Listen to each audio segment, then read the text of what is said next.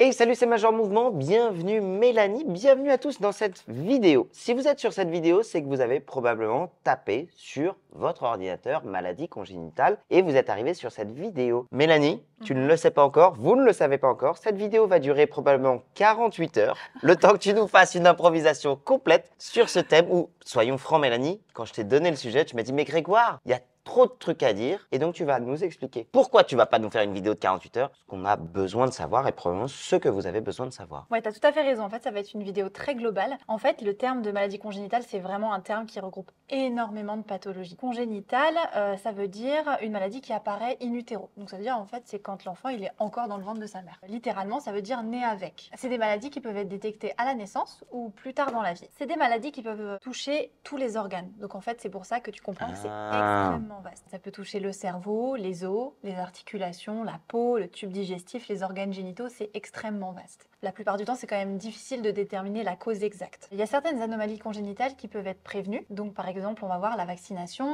la supplémentation vitaminique pendant la grossesse, par exemple l'acide folique avec la vitamine B9, l'iode. C'est une pathologie estimée par l'OMS qui touche environ 300 000 enfants par an qui vont mourir en fait avant l'âge de 28 jours. Ce sont des enfants qui vont naître malheureusement atteints d'une pathologie trop grave pour pouvoir survivre. Ce sont des pathologies qui peuvent également entraîner des incapacités sur le long terme. Ça touche quand même beaucoup d'enfants. Les causes sont multiples. Les traitements sur certaines causes sont identifiés. On sait les mettre en place pour éviter que ça ne se complique. Tout à fait. D'autres causes, on ne les connaît pas ou alors on n'a pas de traitement. En gros, ce que tu nous expliques, ça reste finalement une pathologie qui est du cas par cas, qui dépend du pays dans lequel ça peut les toucher, de la famille et de les moyens qu'on connaît pour pouvoir les aider. Tout à fait, et justement, on va en reparler. Il faut savoir qu'il y en a même certaines qui sont responsables en fait de la mort du fœtus in utero, de fausse couche ou d'accouchement prématuré. Les troubles congénitaux graves les plus courants, ça va être les malformations cardiaques, les malformations au niveau du tube neural, donc on en a déjà parlé avec le spina bifida, vidéo ici.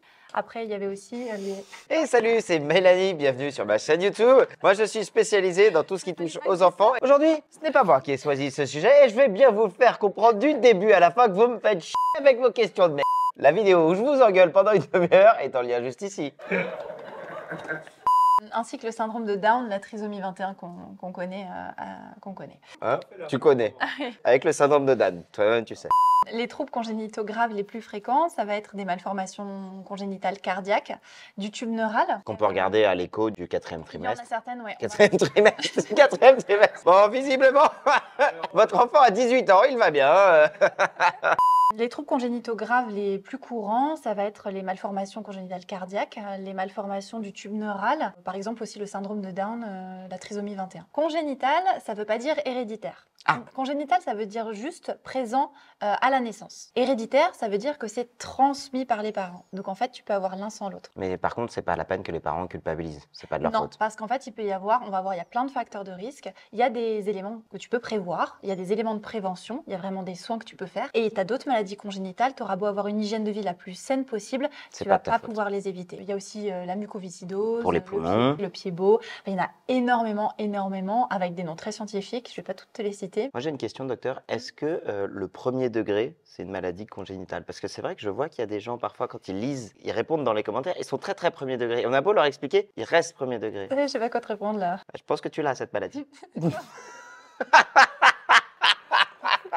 Quelles sont les causes de ces maladies congénitales ou du moins les facteurs de risque qu'on aurait réussi à identifier? Ouais, c'est exactement ça. Il y a des causes et des facteurs de risque. Il y a beaucoup de catégories. Donc en fait, tu peux avoir aussi des facteurs de risque génétiques. Génétiques et chromosomiques. L'anomalie chromosomique, ça peut être par exemple la trisomie 21. Là, c'est tout le chromosome. C'est à l'échelle du chromosome. Et après, à l'échelle génétique, c'est vraiment de manière plus précise à l'intérieur du chromosome. Ça peut être hérité des parents, d'accord, donc transmis. Mais aussi, ça peut avoir une origine, ce qu'on appelle de novo. C'est-à-dire que c'est une mutation génétique qui n'existe pas en fait chez les deux parents et qui est créée de toutes parts. En fait, la création d'un être vivant, c'est deux cellules qui se rencontrent, qui vont se diviser et en fait, c'est un phénomène qui est extrêmement complexe et il peut y avoir des petites anomalies et donc en fait, de là peut découler des choses qui n'existaient pas auparavant. Il peut y avoir des modifications et des mutations qui sont tout à fait bénignes, par exemple un œil vert, un œil bleu. Tout à fait. Ouais, tout à fait. Il y a aussi des facteurs socio-économiques et environnementaux. L'OMS a remarqué que la majorité des troubles congénitaux graves surviennent dans des pays qui ont des revenus économiques faibles faible ou intermédiaire. Ça peut s'expliquer parce que l'accès aux soins est beaucoup plus compliqué, il y a beaucoup moins de dépistage, il peut y avoir aussi une exposition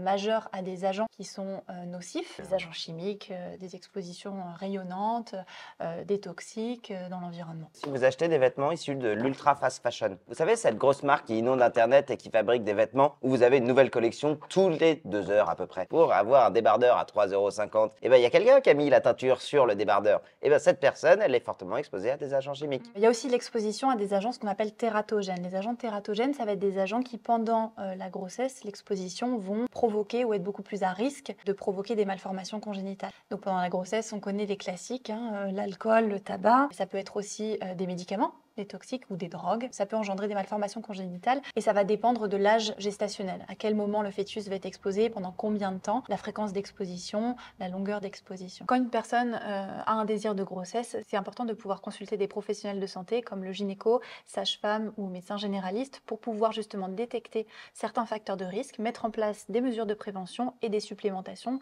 s'il y a besoin. Donc c'est un peu toute la difficulté de cette vidéo, c'est finalement il y a tellement de choses que tu peux pas tout nous raconter, mais finalement ça devient au cas par cas que quelqu'un qui voudrait s'inscrire dans un désir de grossesse va aller consulter médecin généraliste, gynéco et ou sage-femme qui peuvent discuter lors de cette consultation éventuellement des facteurs de risque héréditaires, du milieu dans lequel il ou elle travaille, de ce qu'elle consomme, des risques auxquels elle est exposée, de son alimentation pour faire un bilan complet et éliminer ces facteurs de risque. Tout à fait, il y a aussi le rôle de la médecine du travail quand par exemple elles sont exposées à des rayonnements, des choses comme ça. Peut-être que ça peut être assez intéressant parce qu'on en parle beaucoup de facteurs de risque, de prévention. Parfois, c'est des mots où les gens se disent bah ma foi, tant que j'ai pas de problème, j'ai pas de problème. En fait, l'image que j'aime bien, c'est de dire un facteur de risque, c'est quoi? Si jamais demain vous décidez de prendre la voiture, qu'il fait nuit, que vos phares ne marchent pas, que vous êtes sous l'effet d'un alcool ou d'une drogue et que vous conduisiez les yeux fermés, est-ce que vous allez forcément avoir un accident? Non. Mais par contre, la probabilité que vous en ayez un est très élevée. À l'inverse, si jamais vous conduisez, qu'il fait un grand soleil, que vous êtes en pleine capacité de vos moyens, est-ce que c'est sûr que vous n'aurez pas d'accident? Non. Mais par contre, c'est sûr que la probabilité est beaucoup plus faible. Et je trouve que quand on envisage ça comme ça, quand on est sur un projet de donner la vie, autant mettre toutes les chances de son côté, d'être le plus franc vis-à-vis de soi-même. Et c'est là où les professionnels de santé peuvent nous aider en disant, ben voilà, docteur, pour X raison, mais je vais mettre les deux bien dans le plat parce que c'est une réalité du terrain. Voilà, docteur, moi, j'utilise telle drogue, ou au contraire, j'ai une addiction à la cigarette, ou au contraire, ben voilà, dans ma famille, il y a eu tel et tel facteur de risque. Et le médecin est là pour nous aider. Tout à fait. Les professionnels de santé, ils ne sont pas là pour juger ou pour faire la police ni réguler. On est vraiment là justement au contact du patient pour pouvoir trouver une solution adéquate. Ce sont vraiment les alliés qui vont pouvoir aider main dans la main à cette conception et à ce projet. En facteur de risque, il y a aussi les infections materno-fétales. Donc par exemple, toxoplasmose, rubéole, le Zika, l'herpès, la syphilis pendant la grossesse. Ça peut survenir alors même que la femme ne sait pas qu'elle est enceinte. Et il peut y avoir des symptômes très minimes chez l'adulte, mais qui vont avoir un retentissement majeur sur le fœtus en fonction de l'âge. C'est le cas du Zika. Je me rappelle quand je vivais en Guadeloupe, ils conseillaient aux mères de ne pas avoir d'enfants à ce moment-là parce qu'il y avait une grosse épidémie de Zika. Pour l'adulte, c'était pas grand-chose, mais pour l'enfant, ça pouvait être très compliqué. Ouais. Malgré toutes ces connaissances sur les causes et les facteurs de risque, il y a une grande partie de causes qui sont inconnues ou difficilement déterminables. On met les chances de notre côté avec un régime équilibré, un mode de vie sain, mais malgré tout, ça ne nous empêche pas et ça n'empêche pas en fait la survenue de maladies congénitales de certaines. Donc finalement, on l'a déjà dit, la meilleure prévention, c'est d'aller consulter un professionnel de santé. Mais est-ce qu'il existe d'autres choses qu'on pourrait mettre en place? Alors à l'échelle plus globale du gouvernement par exemple, oui, il y a des politiques de santé publique, il y a des associations, il y a plein de choses qui permettent en fait de diminuer les facteurs de risque et d'augmenter les facteurs protecteurs. Donc ça, c'est des politiques de santé publique, tout à fait. Qu'est-ce que tu veux dire par le gouvernement? Tu veux dire que tu serais un agent double issu du gouvernement pour nous faire de la communication en santé publique? Non, je parle surtout en fait des campagnes de vaccination. Non, je Mais tu m'as fait peur. Mais qu'il est con. À l'échelle nationale, ça peut être par exemple les campagnes de vaccination, les consultations de suivi avec les sérologies par exemple pour la toxoplasmose, les messages de prévention sur l'alimentation saine, sur la réduction des facteurs de risque et les risques liés à l'exposition de l'alcool, du tabac. Des médicaments aussi. Des médicaments, tout à fait, ce qui est marqué. Enfin, en fait, tout ça, c'est des politiques. Des signalétiques, ouais. C'est des signalétiques qui sont mises en place et qui sont effectivement pas que pour les maladies congénitales, qui sont sont pour la santé publique en général, et ça en fait partie. Dans le parcours, ok, la personne tombe enceinte, elle est accompagnée par des professionnels de santé. C'est quoi la suite? Est-ce qu'il y a des dépistages pour essayer de voir si jamais il y a un risque de maladie congénitale? Oui, alors en fait, une fois que la grossesse est déclarée, est connue, il y a effectivement des dépistages systématiques qui sont systématiquement proposés. Il peut y avoir les prises de sang, donc par exemple pour regarder le statut sérologique de la mère sur la toxoplasmose, la rubéole, la syphilis. J'ai une question bête, la prise de sang, c'est celle de la maman et C'est c'est le même sang dans le fœtus? Alors, il y a des éléments génétiques en fait, du fœtus qui est retrouvé dans le sang maternel. Donc, ça peut être utilisé pour certaines maladies congénitales. Pendant la grossesse, par exemple, pendant le premier trimestre, sur le risque de trisomie 21, il y a une échographie et une prise de sang qui sont proposées. Et de là, on va évaluer un risque et après va découler ou non des examens complémentaires. Sur le cas de la trisomie 21, si je dis pas de bêtises, j'avais comme souvenir que ça dépendait aussi de l'âge de la maman et des antécédents dans la famille, je crois. Tout à fait, il y a d'autres facteurs de risque, mais effectivement, un âge maternel avancé, mais tout comme un âge aussi maternel très jeune, ça expose à plus de maladies congénitales. Dans la trisomie 21, effectivement, l'âge maternel élevé est un facteur de risque. On peut faire une interruption médicale de grossesse. Il y a une autre... C'est au choix des familles de décider Tout à fait, tout à fait. la suite des événements. De toute manière, de A à Z, ce sera toujours le patient, la patiente qui sera au cœur en fait des prises en charge. Les professionnels de santé sont vraiment là pour informer, apporter vraiment un soutien, mener le patient parmi tout ce dédale d'examens complémentaires et après évidemment c'est à eux que ça revient. Il y a d'autres dépistages en fait qui peuvent être proposés. Le dépistage donc ça peut se faire en anténatal, ça peut se faire aussi à l'accouchement. Tu as peut-être entendu parler du test de Guthrie, de petites piqûres au talon, Oui, sur lequel on prélève au niveau du talon des petites gouttes de sang pour aller dépister certaines maladies, pour pouvoir mettre en place une prise en charge précoce, essayer de diminuer les séquelles au long terme. Il y a un peu plus d'une dizaine de maladies qu'on peut détecter comme ça: la drépanocytose, l'hyperplasie congénitale des surrénales, la phénylcétonurie, la mucoviscidose. donc des maladies qu'on ne sait pas forcément soigner, mais pour lesquelles un dépistage précoce et la mise en place d'un traitement précoce permet d'améliorer la qualité de vie de l'enfant et des familles. C'est ça, on ne peut pas les guérir, mais on peut vivre avec des traitements et améliorer significativement la qualité de vie et réduire les séquelles au long terme. Ouais. Au-delà de ces outils de dépistage, si jamais on veut un peu mieux comprendre de quel type de maladie congénitale est porteur l'enfant, est-ce qu'il y a des outils de diagnostic? Ouais, bien heureusement, il y a des outils diagnostiques. Donc en fait, il va y en avoir après la naissance, mais en fait aussi avant. Donc il va y avoir l'échographie, qu'on connaît bien, hein. Mais il peut y avoir aussi des IRM, il peut y avoir des ponctions, on peut aller prélever un peu de liquide, les ponctions de liquide amniotique, on peut aller aussi prélever ce qu'on appelle les villosités choriales, donc c'est un petit bout à l'intérieur, alors que le fœtus est encore complètement dans le ventre de la mère. Et après la naissance, on peut faire des examens complémentaires, donc ça passe déjà par un examen clinique, hein. Les professionnels de santé vont observer l'enfant, ils peuvent avoir des suspicions et vont en découler des examens complémentaires comme échographie, IRM, scanner, prise de sang, test génétique, etc. Question bête, j'ai parfois entendu dans le milieu des sages-femmes ou des gynécos le terme de grossesse à risque. Est-ce que ça inclut finalement toutes ces accumulations de connaissances de facteurs de risque, d'examens, de diagnostics,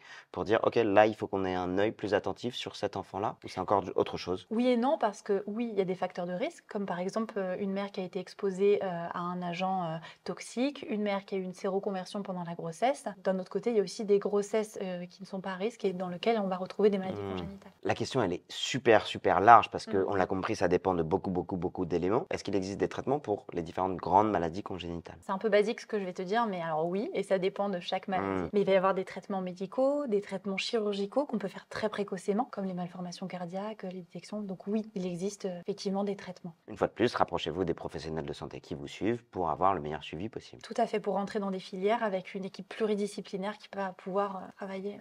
C'est votre travail d'équipe. Merci beaucoup Mélanie. C'était un exercice difficile parce que finalement, c'était quasiment réussir à résumer en 15 minutes tout ça de bibliographie, tout ça de bouquins et tout ça d'heures de travail.